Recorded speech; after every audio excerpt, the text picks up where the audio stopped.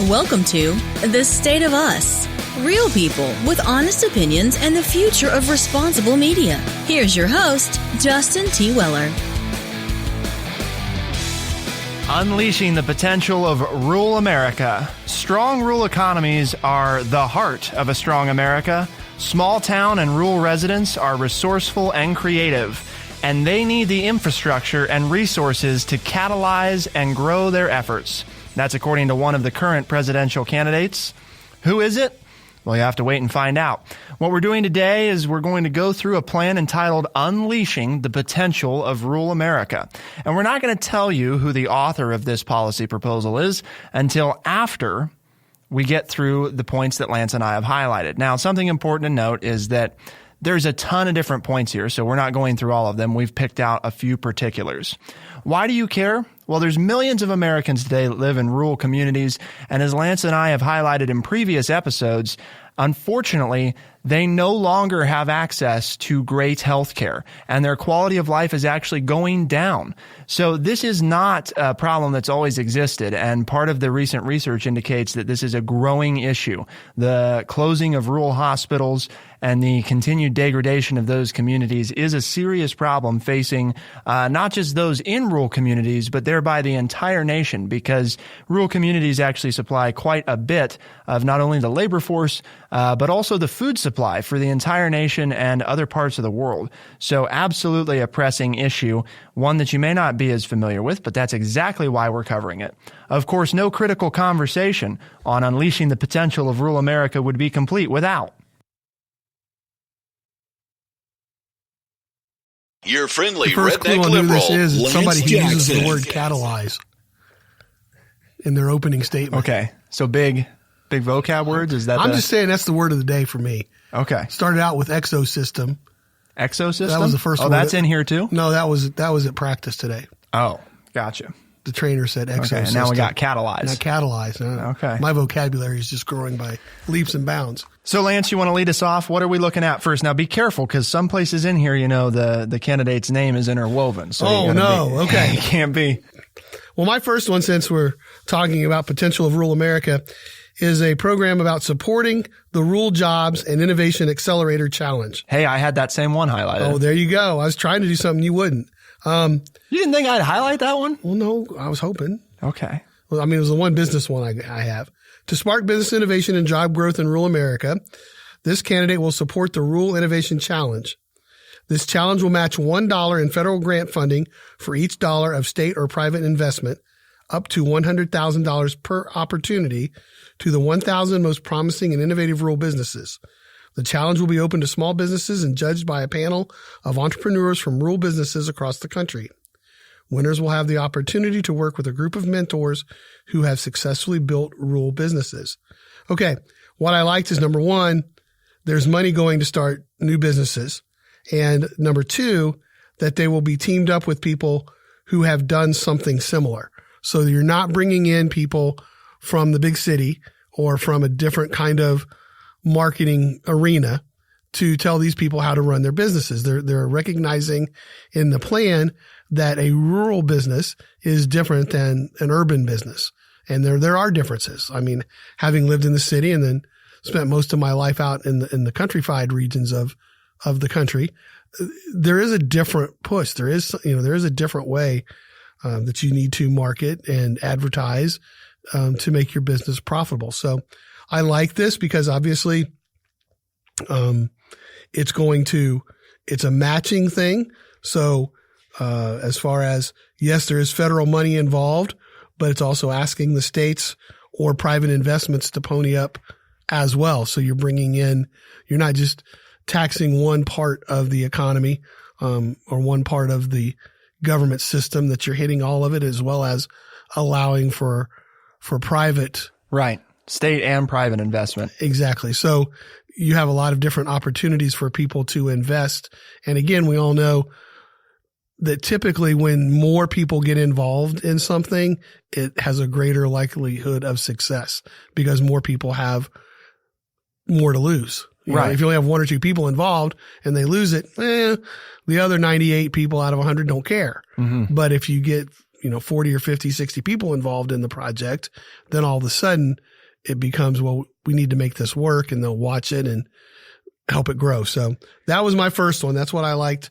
And I liked it for those reasons. Any comments for you since you chose the same one? Well, the only critical thing I've got here, two things, I guess, is I'm not sure if this is an annual thing or not. I would think so, because if you do the math, the 100,000 per opportunity to the 1,000 most promising and innovative businesses is only $100 million.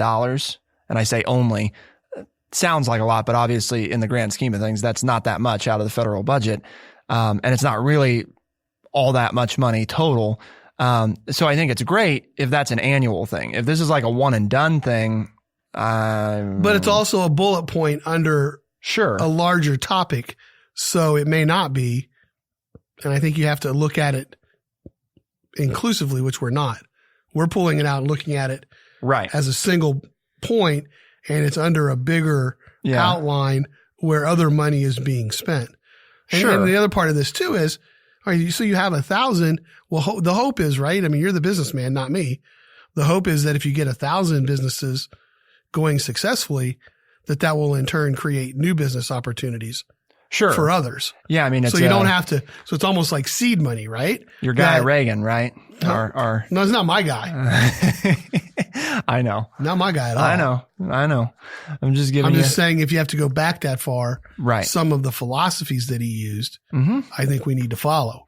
Well, I'm not saying I was a supporter. If you assume that just roughly half of those 1,000 actually make it, right? You can safely assume that the jobs, businesses, the other businesses they'll create, and the economic stimulation, the tax dollars that go back into the local governments, I mean, all of that far outweighs the relatively small 100 million that's being put forward by the Fed.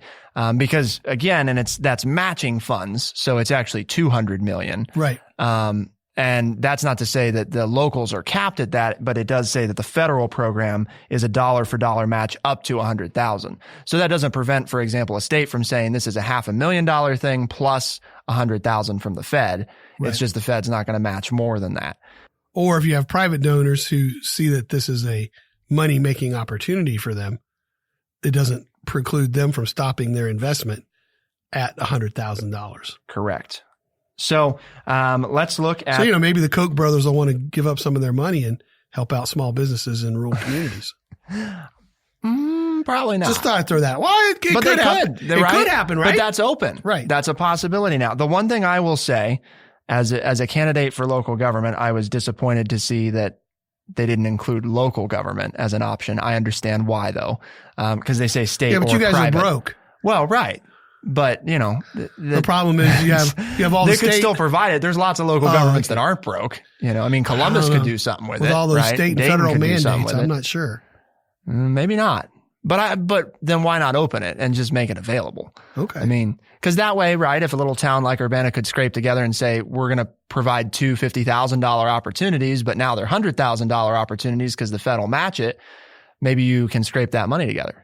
Right, I talked to you about if we just eliminate our meter reader, who costs us $60,000 a year, there's $60,000 we could be putting in, and that's matched at $60,000 by the Fed. There's $120,000 for a new rural opportunity to get going. Or you could find out where all the sewers are, since we don't know. That would also be a good start. Yep.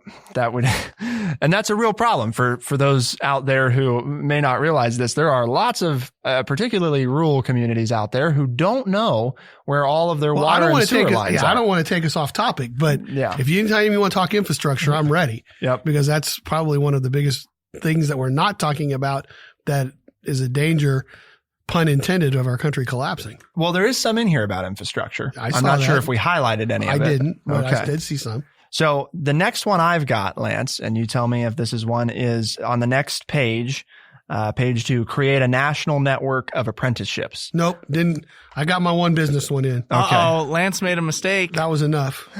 I saw the. I didn't make a mistake. No, I saw the header of the page.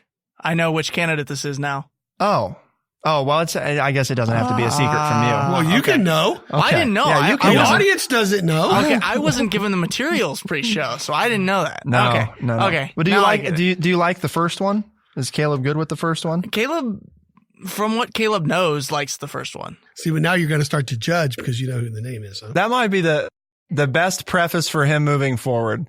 From what Caleb knows, Caleb likes this one. Yeah, he likes the. That's fair. So, create a national network of apprenticeships. The next item. The candidate will double apprenticeships and expand access to other, quote, earn and learn, end quote, opportunities, such as traditional and virtual apprenticeships, paid internships, and career and technical education programs for high schoolers. These opportunities directly align workforce needs with hands-on experience and classroom instruction. The candidate will double apprenticeships and expand access to other earn and learn opportunities. These include things like traditional and virtual apprenticeships, paid internships, career and technical education programs, and so on. These opportunities directly align workforce needs with hands-on experience and classroom instruction. The current apprenticeship system enrolls fewer than 600,000 apprentices each year. The candidate will invest up to $5 billion over the next decade to ensure an apprenticeship program in a growing industry is available within 30 miles of every American. And there's some more detail here that it goes on to explain. Community-based nonprofit organizations will be able to form American Apprenticeship Academies eligible for startup funds to begin new programs in rural and other underserved areas. The Department of Labor will assist these new academies in proactively engaging employers, workers, community colleges, tribal organizations, unions, and other organizations that make apprenticeships work. The plan will maintain the quality and protections for apprentices in the registered apprenticeship system. And so that's the basics here, Lance, essentially is to double, right, the total amount and invest at least $5 billion over the next decade to make sure that an apprenticeship is available in a growing industry within 30 miles of every American. Mm-hmm. Sounds ambitious. That's what I don't like. That it's ambitious? No. That they say they're going to do it within 30 miles. Is that really the government's responsibility to make it available for people to live wherever they want to live? I mean, I'm not sure that that's what I want the government's role to be. Couldn't we make that argue, though, then with rural health care, too? Yes. I mean, I guess we've made that argument. Yes. Right? That if you choose to live in one of these places, then you can't necessarily expect that that'll be available. Exactly. But you choose other things. You choose a slower pace of life. You choose this. You choose the fact that you're probably surrounded by people who actually know who you are, who make your life more enjoyable. A safer community, typically. Right. So there are all those kinds of values and ways of life that are beneficial when you live in a rural community.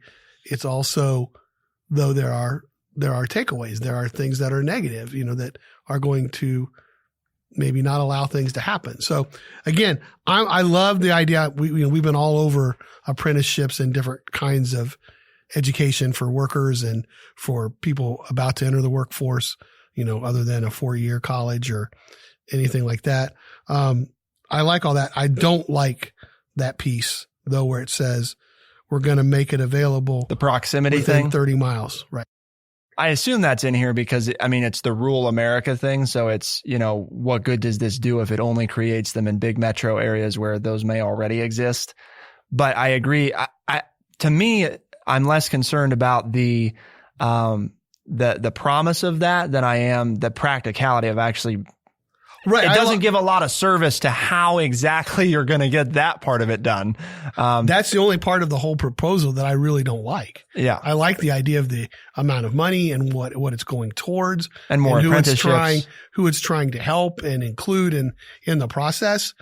I just like, why say you're going to put one? I mean, you can't even, in Ohio, you could say in every county seat, but in other states, that might not be the more rural areas.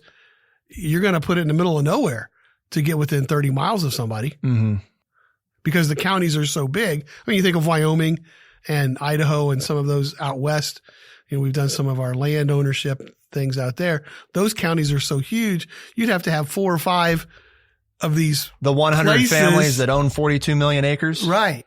I mean, But that's part of the promise. So that's I think it's a feasibility thing. It's not probably terribly real, but the rest of it sounds good. So, and we're going to keep going on here, and Lance is going to take us into the next thing. But before we do that, Lance, it's important that we take a moment and remind people what we're trying to accomplish on the State of Us. What is that? Oh, what we're doing here? What we're doing here. We are here because our mission is to educate people by providing honest, open, and respectful conversations. And that's our mission. I was just getting ready to say too, shouldn't we have told them that they can find the article so that they can be following along? That's right. Now you are telling them halfway through the show? Yes. That's kind of like a mistake, I think. Well, we should have told them sooner because then they can follow. But then they know who it is. then they can see the candidate's name on the article. I see. Yeah. Right. Yeah. So no, don't look yet. Okay. But when, after you've listened, if you want to read the whole thing, thestateofus.org, thestateofus.org, we'll link to it there. And it's actually a PDF. So what we'll do is link to the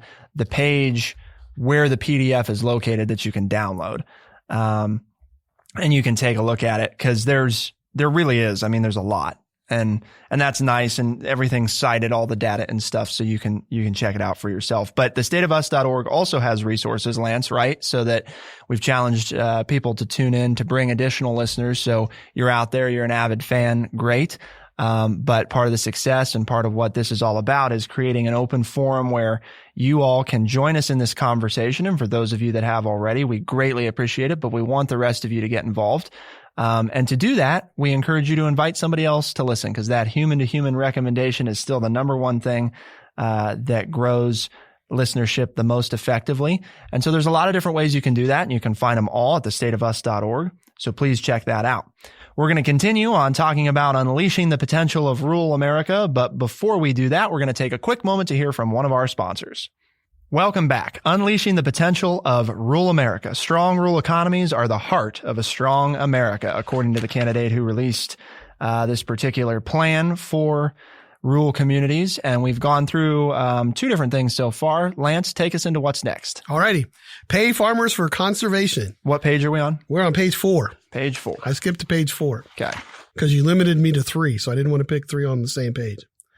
The candidate will expand many of the ecosystem services available today, like the Environmental Quality Incentives Program and Conservation Stewardship Program, to pay farmers to maximize land conservation, biodiversity, productivity, and soil health.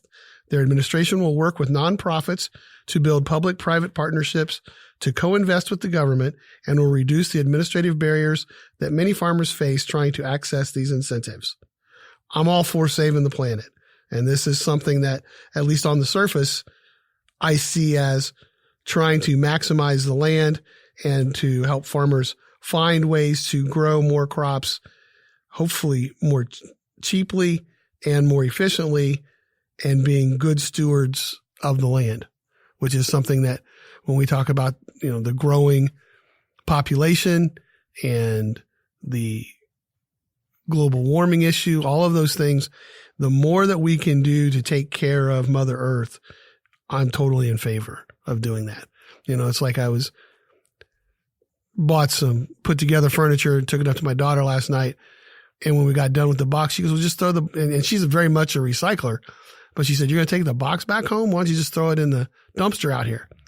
And I said, no, because when I go to the bank, the county recycling center will take cardboard. She goes, oh, you've got some place that'll take cardboard? I said, sure. She goes, oh, well, I'll start saving it. And, and I said, yeah, while I drive my big, 8-cylinder Dodge truck and spewing fuel emissions all over the place, I said, I will at least try to give back a little bit. I'm not going to drive the Prius and recycle, which is what I should do, but I will drive my big truck and recycle things that I can. So anything, when I saw that pop out there that you're going to help farmers, and you're going to help farmers with conservation efforts to get more out of their land and to make their land more productive for longer periods of time, that to me is a win-win situation. Helping the farmers who we need to provide our food, and you're also helping the soil and the land to exist and be more beneficial to us in the future. Right. Which in turn is also beneficial to farmers. I think, there's been a lot of great advances in agriculture over the years. I studied a number of those when I was in FFA. And one of the things that we've learned is sometimes those advances come quickly, but we don't necessarily fully understand the implications of them. And typically, I think there's unfortunately a misnomer out there that farmers don't care necessarily about the environment. And I think it's, they care relative to it being feasible for them to care. It's not that they don't care. A lot of them are better educated on the changes to our climate than most Americans are, because it truly affects. They know what temperature change does to the crop. Exactly. Right. So I think when it's made feasible and when the government is a partner in that process and making it realistic for them to make changes and to be more sustainable, they're all about it. And it's a practicality thing. You know, they got to put food on their table for their family. They have to they're in business. They have to make money. Right. But I did hope that Caleb did catch the one piece there at the end, because I thought that, it will reduce the administrative barriers. Yes. See, taking government out of people's lives. That's what Caleb wants. That's right. It's also what I want. Isn't that what all three of us want? Yeah. I mean, for the most part. Okay. That was an easy one. That's like one of the main points we all agree on. Yes. Is taking government out of things that they shouldn't be in. Yep. No. Just taking them out. Well, I mean, there's some things that they're good at. They're good at administering Medicare. We've learned that. Yes. They're efficient. I shouldn't say they're good. Good is subjective. Efficient they're and efficient. good are different. It's the most Very efficiently administered healthcare Federal platform program. in the world. So now, whether your impressive. stance is I agree with the Medicare platform or I don't, is right. different. That's a different. But that is effective nonetheless. Right. You can like or dislike Medicare, but it's very efficiently administered, especially in comparison to private insurance. And if you want to know our stance on Medicare, go to the social services episode. That's right. We've got an episode for that. Yeah. We've got a plan. There's an app for that. There's a plan for that. If you're There's wishing we talked about that, we did. Yes. So go check it out. I think we've talked about pretty much almost everything at some point, Lance, right? Pretty much in 7 years. In 7 years, that's we'll right. do that. Yeah. It gets, so some of it comes up again, but some of this is new. So the internet, Lance, What's your second one? Is a highway. You're on page 5 now. Sorry. Okay. Page 5. Oh man. Okay. Did you have this one too? I think so. Okay. This is the candidate will ensure full high-speed broadband coverage. Yep. Lance has it too, with an $80 billion Internet for All initiative over the first term that will expand access to all currently underserved and unserved communities. Why is this important? Well, that's because the internet is the highway of the 21st century, yet 1 in 5 Americans, 20% of Americans, which is roughly 60 million people, still lack internet access in their homes. To ensure greater opportunity for all, we must make a massive investment in internet access, according to the candidate. So the thinking here is one that we've discussed before, which is this was probably, a year ago now, Lance, where we talked about, is the internet a utility? Has it arrived at that point? Mm-hmm. Because much like other utilities in the past, for example, electricity or telephone, there was a time when these were new and it was more of a luxury. And then as time went on, it became more realized as an essential component of most Americans' lives.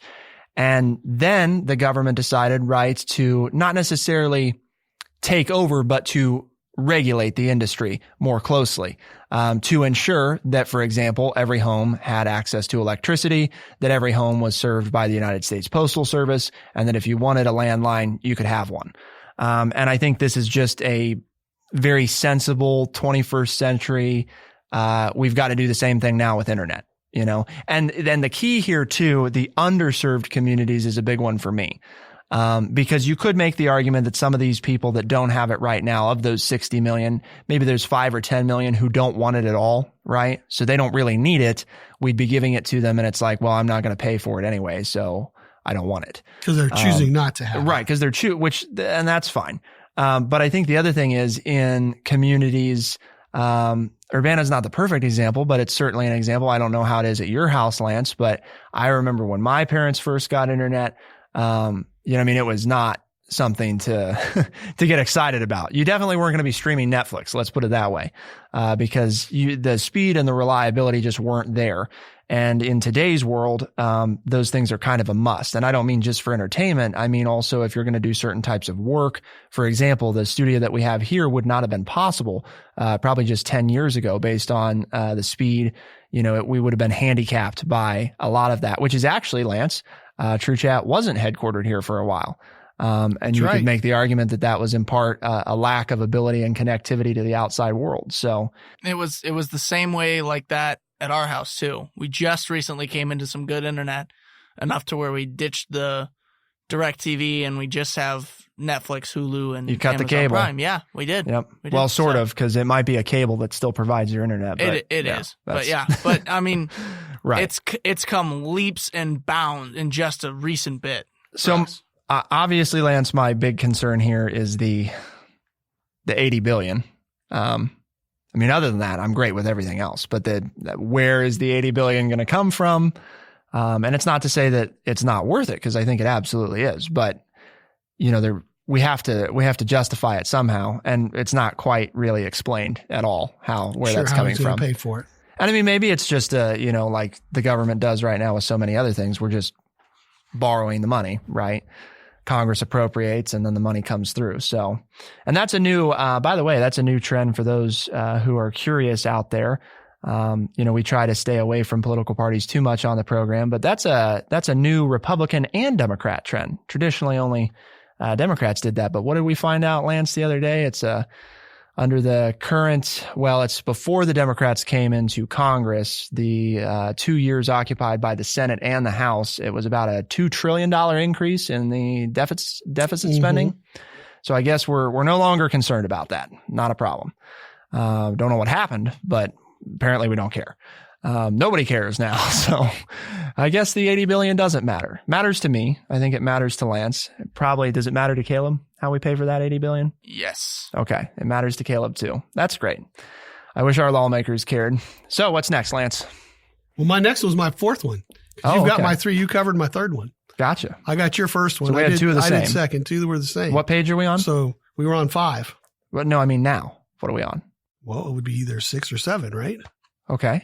You don't have any more? Well, I had a fourth one, but you said we only could have 3, so I chose my 3. Okay. Well, what's your fourth one? Oh. We got a couple minutes, so. Well, I didn't know if we were going to do your third one. Oh. Well, let me see. I was trying not to hog the show. I see. Well, I didn't understand what you were doing. Okay. You want me to go? I'll go.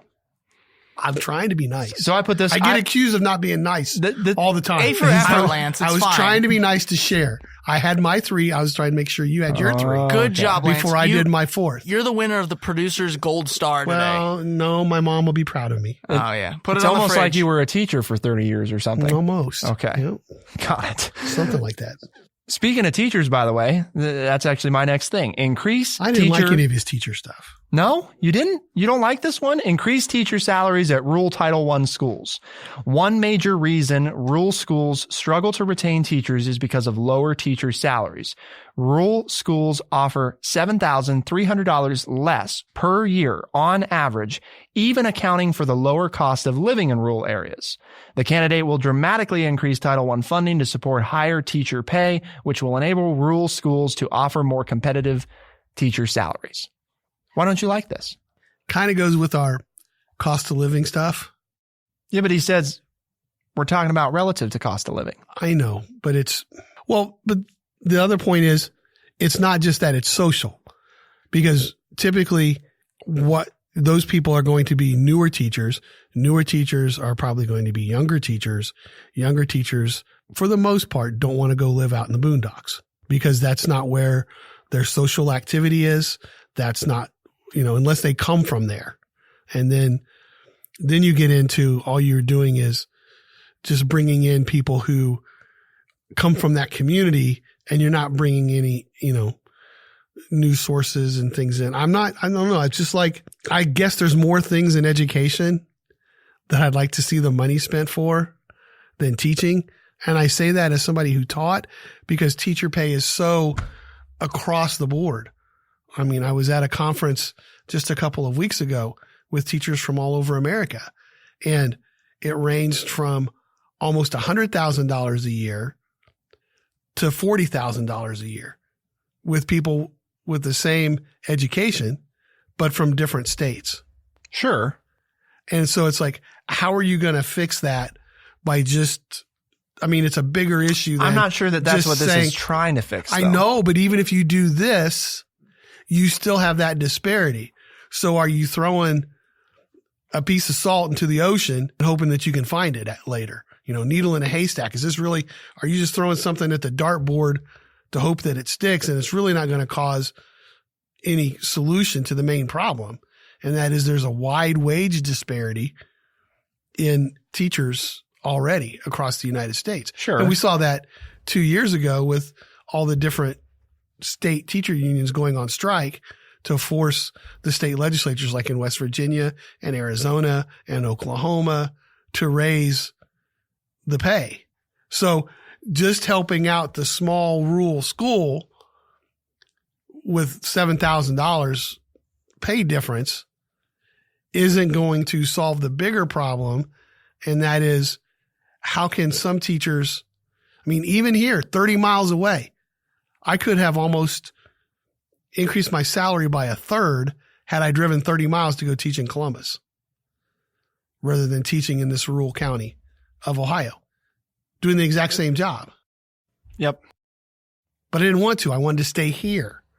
So if this is what I want to do we spend money paying me more when I'm doing what I want to do and it doesn't solve the real problem, and that is teacher pay inequity across the country? But is it one of those things we've talked about before where it's a first step?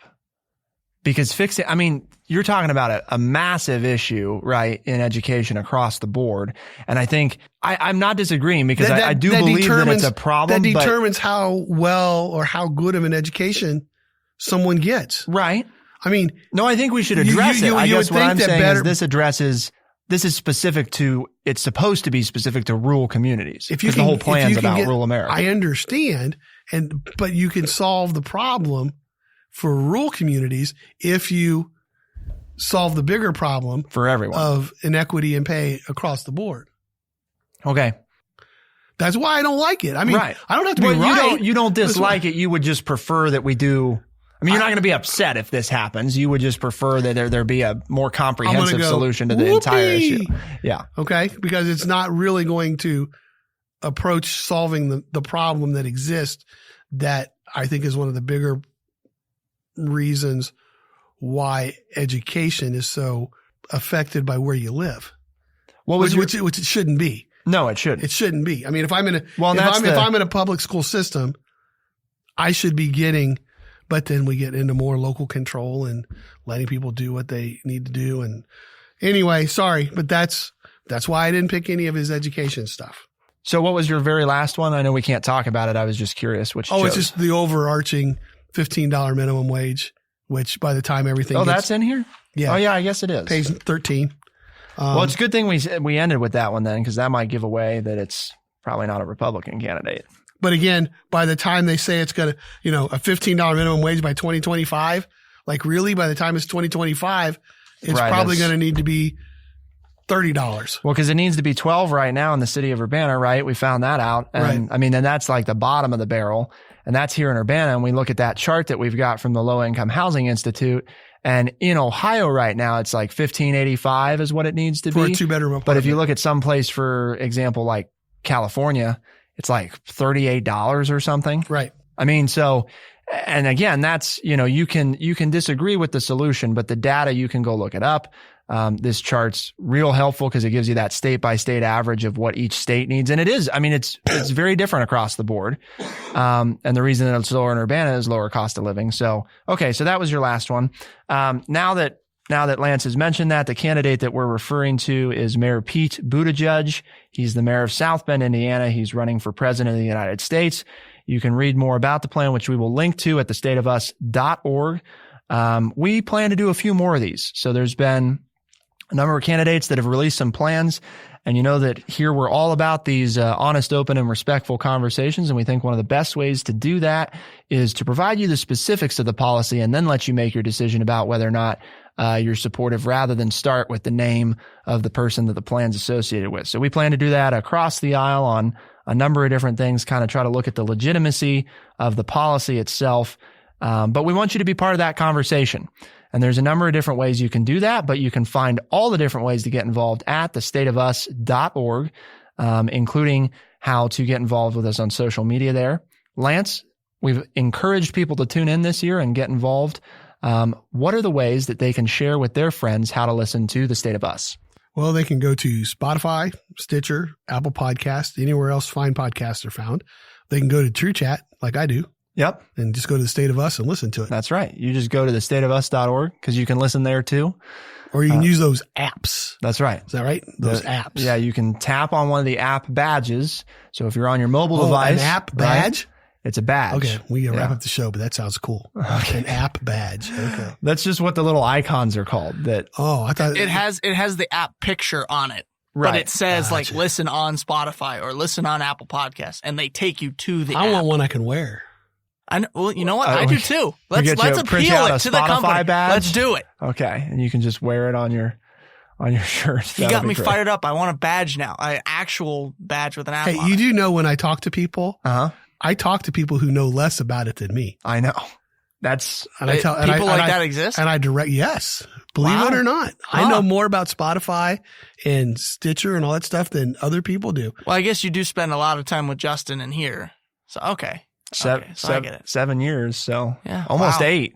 I think this November, Lance. Some stuff sticks years. Just because. That's one of the things we have to plan when this is over. What are we doing for an 8-year anniversary party? I don't know. We didn't do anything for 7. We've got to celebrate at Waffle House. That's got to be the fabled Waffle House tour. That'll make Lance upset. He's not just up on the Waffle House. I'm hoping to be here by fall, guys. One day at a time. For The State of Us on TrueChat in Urbana, I'm Justin T. Weller. I'm Lance Jackson. And I'm Caleb Spinner. Thank you so much for tuning in. We'll see you next time. Be the change.